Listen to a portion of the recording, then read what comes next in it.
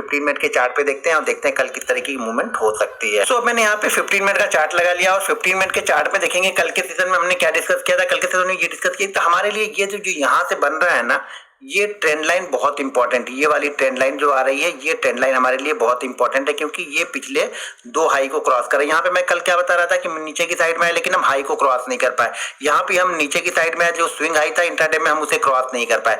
लेकिन यहाँ पे यानी लास्ट डे के सेशन में हमने क्या किया, जो स्विंग हाई बन रहे थे उस स्विंग हाई को निकाल के हमने जाके क्लोज किया था और इस डे हाई के आसपास हमने क्लोज किया था। लेकिन आज आरबीआई पॉलिसी थी तो यहाँ पे मार्केट क्या हुआ, मार्केट थोड़ा सा निगेटिव ओपन होकर थोड़ा सा और नीचे की साइड में आता है। आरबीआई पॉलिसी का जो टाइम 10 बजे का है वही लो लगा हुआ है और उस लो के बाद यहाँ पे कंसोलिडेट करने के बाद बैंक निफ्टी ने ये जो रेंज थी और ये ट्रेंड लाइन थी इसको ब्रेक किया तो थोड़ा सा मूवमेंट यहाँ पे मिला 50,004। जैसा कि मैंने कल की वीडियो में आप लोग को बताया भी था कि हमारे लिए सबसे इंपॉर्टेंट है ना, आप रजिस्टेंस ध्यान रखो कि रजिस्टेंस आने वाला कहाँ है।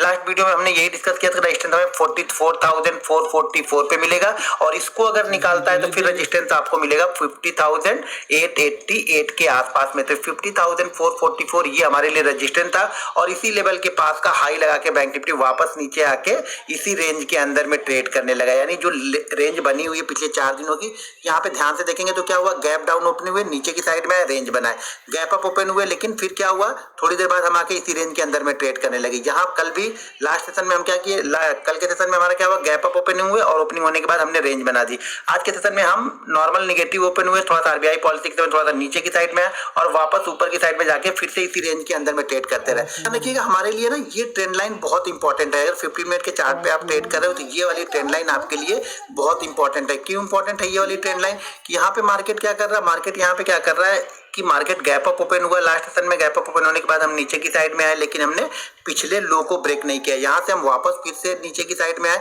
लेकिन हमने पिछला जो लो बनाया उसको हमने ब्रेक नहीं किया। फिर से हमने एक नया हाई यहाँ पे इंट्राडे में देखेंगे तो लगभग एक तरह से हाई के पास पहुंचे और हाई के पास पहुंचने के बाद आज फिर से हम नीचे की साइड में आए लेकिन हमने पिछले लो को हमने ब्रेक नहीं किया। तो यहाँ पे बैंक निफ्टी 15 मिनट के चार्ट पे देखेंगे तो अपने लो को ब्रेक नहीं कर रहा। तो अगर इस लो को ब्रेक करेगा तो फिर से थोड़ी सी मूवमेंट नीचे की साइड में यहाँ पे देखने को मिल सकती है। क्यों, क्योंकि जितने लोग भी लिए होंगे इंट्राडे में वो क्या कर रहे होंगे, 2 दिनों से इसी 15 मिनट के चार्ट के आसपास का अपना स्टॉप लॉस लगा के बैठेंगे और ऊपर की साइड में देखेंगे तो अभी इस चैनल के अंदर में हम फंसे हुए हैं। ध्यान रखिएगा, अगर हम इस चैनल के वापस यहाँ पे कंसोलिडेट करते हैं तो हो सकता है हम यहाँ तक वापस जाएं और यहाँ से फिर इस चैनल के अंदर में आएंगे, या फिर यहाँ पे अगर टाइम बिताने के बाद यहाँ पे ब्रेकआउट करेगा तो एक मूवमेंट आपको ऊपर की साइड में मिल सकता है क्योंकि ये हमारे लिए बहुत इंपॉर्टेंट रजिस्टेंस है। जैसा कि मैं कई दिनों से आप लोग को बता रहा हूँ कि ये हाई बहुत इंपॉर्टेंट रजिस्टेंस है। हम पिछले हाई को ब्रेक नहीं कर रहे हैं। यहाँ पे आज हमने पिछले हाई को ब्रेक किया थोड़ी देर पे, लेकिन वापस हम फिर नीचे की साइड में आके ये ट्रेड करने लगे। तो हम इस चैनल के अंदर में, तो इस चैनल पर नजर बना के रखिएगा। अब यहाँ पे क्या होगा, जैसे इस लो को तो ब्रेक करता हुआ दिखेगा, जो भी सेकंड वाला लो है इस लो को ब्रेक करता हुआ दिखेगा तो फिर लोगों को क्या लगेगा कि वापस मार्केट शायद इस लो के आसपास में आए। फिर ये लो क्या है 49,600 के आसपास, लेकिन वो इस चैनल के नीचे निकलने के बाद में ही होगा।